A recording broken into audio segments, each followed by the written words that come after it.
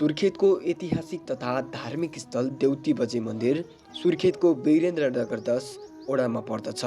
यो मन्दिर कर्णाली प्रदेशकै प्रमुख धार्मिक स्थलहरूमध्ये एक हो। यहाँ आउने भक्तजनहरू आफ्नो मनोकांक्षा पुरा हुने विश्वासका साथ दर्शन गर्न आउँछन्। मन्दिरको उत्पत्तिसँग सम्बन्धित अनेक किंवदन्तीहरू प्रचलित छन्, जसअनुसार एक रहस्यमय बालिका देवीका रूपमा प्रकट भएकी थिइन्। यही कारणले यो स्थान भक्तजनहरूका लागि अझ विशेष बनेको छ।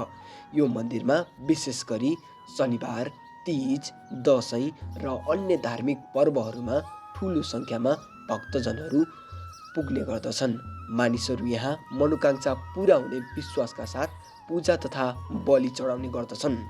बलि चढाउने परम्पराको जनविश्वास अनुसार देउती बजे देवी शक्तिशाली हुनुहुन्छ र कुनै ठुलो मनोकांक्षा पुरा भएमा वा सङ्कट टार्ने विश्वासका साथ बलि दिने चलन छ।